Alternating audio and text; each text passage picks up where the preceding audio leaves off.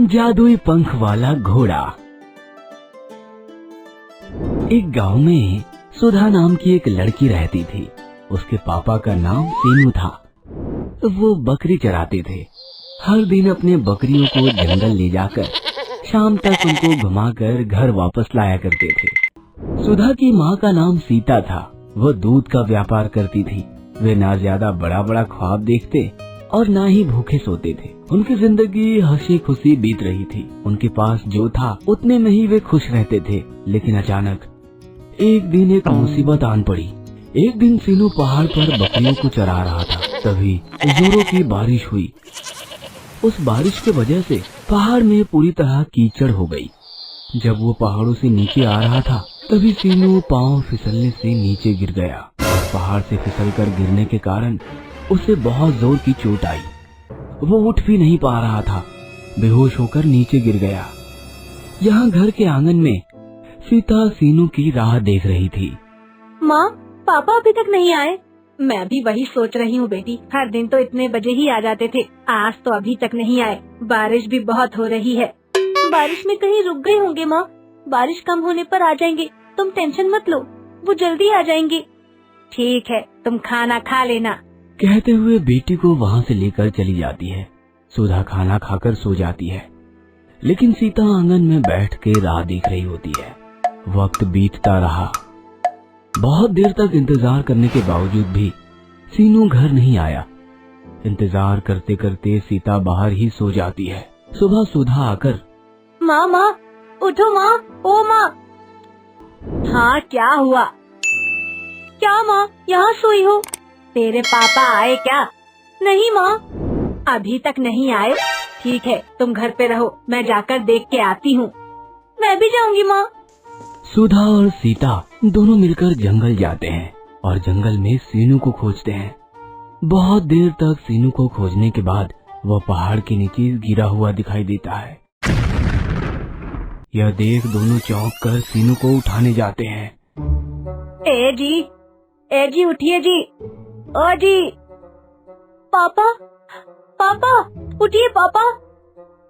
दोनों सीनू को उठाते हैं लेकिन सीनू नहीं उठता। फिर दोनों मिलकर उसे हॉस्पिटल लेकर जाते हैं।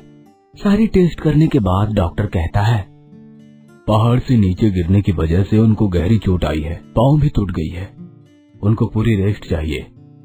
डॉक्टर की बात सुनकर सीता दुखी हो जाती है और इसके बाद उस दिन से जो दुख उनकी शुरू हुई वो हर दिन बढ़ते ही जा रहा था। सुबह बकरी चरा के शाम को दूध बेचने में सीता को बहुत मुश्किल हो रही थी। लेकिन फिर भी सीता अपने परिवार के लिए ये सारी चीजें करती थी। अपनी माँ की मेहनत देखकर सुधा सीता से कहती है, माँ, आज से बकरी चराने के लिए मैं जाया करूँगी माँ, तुम जाके दूध बेच देना। तुम्हें क्या मालूम बेटी, करते करते सीख जाऊंगी माँ, तुम मत घबराओ।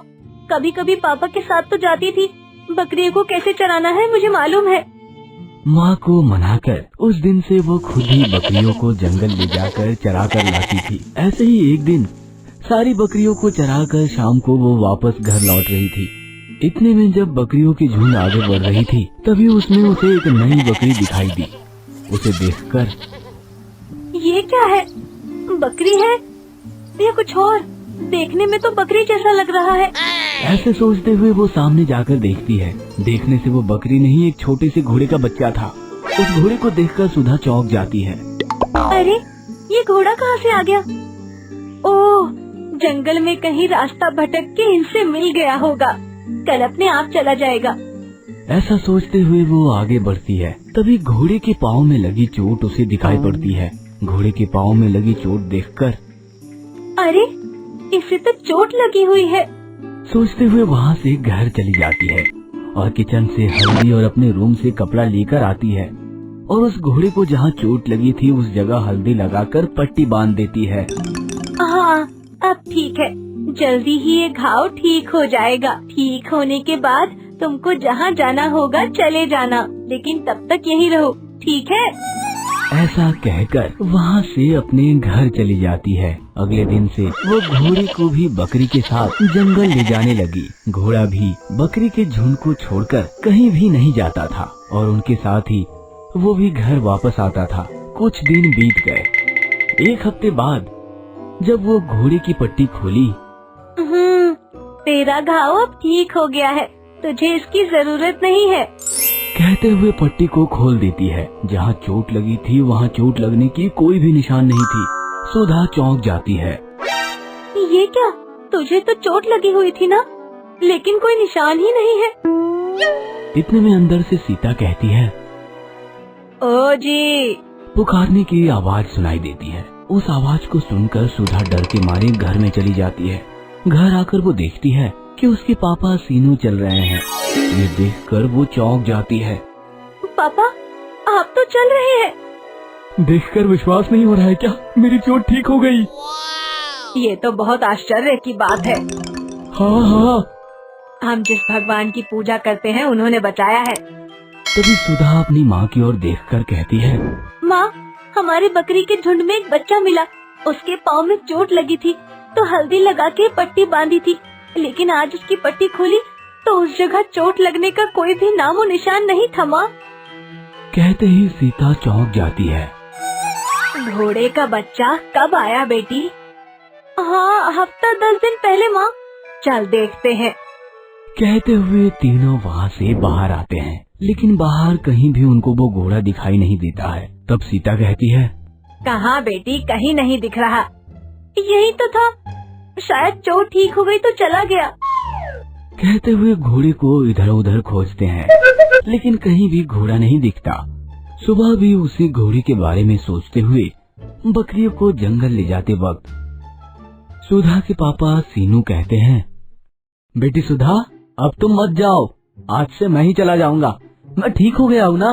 ठीक है, लेकिन पापा आज मैं आपके साथ आऊंगी। पापा ठीक है, तुम्हारी मर्जी। कहते हुए दोनों बकरियों को जंगल लेकर जाते हैं, लेकिन सुधा उस घोड़े के बारे में ही सोचती हुई एक गाछ के नीचे बैठ जाती है। उसे देखकर सीनू कहता है, क्या हुआ बेटी, यही रुक गई? पापा, आप जाके बकरी चरा के आइए, मैं थोड़ी देर यहीं बैठ जाती हूँ। ठीक है, संभल के रहना। कहते हुए सीनू वहाँ से चला जाता है, लेकिन सुधा उसी घोड़े के बारे में सोचती रहती है। कहाँ चला गया, अब नहीं आएगा क्या? सोचते वक्त अचानक आसमान से एक चिड़िया उड़ती हुई आती दिखाई दी। वो चिड़िया जितनी सामने आ रही थी उतनी ही बड़ी होती जा रही थी। पूरी सामने आने के बाद सुधा देखती है कि वो चिड़िया नहीं, एक पंख वाला घोड़ा था। उसे देख के सुधा चौंक जाती है और उस घोड़े को देखती ही रह जाती है। तब घोड़ा सुधा के सामने आकर कहता है, चोट लगी हुई मेरी पाँव को पट्टी बांधकर फिर से मुझे उड़ने लायक बनाई हो। तुम्हारी जो भी ख्वाहिशें हो बोलो, मैं पूरा करूँगा। अच्छा, मतलब इतने दिनों से तुम ही मेरे साथ थे? मैं हर दिन जंगल में घूमने आता हूँ। इसी तरह आते वक्त गलती से मेरे पैर में लगकर खून निकलने लगी। खून निकलने के कारण मैं वापस अपनी दुनिया नहीं जा सकता था, इसीलिए चोट ठीक होने तक मैं तुम्हारे पास ही रह गया। वो अपने बारे में सब बताता है। सारी बातें सुनकर सुधा बहुत खुश हो जाती है। मैं बहुत लकी हूँ जो ऐसे घोड़े को मैंने देखा।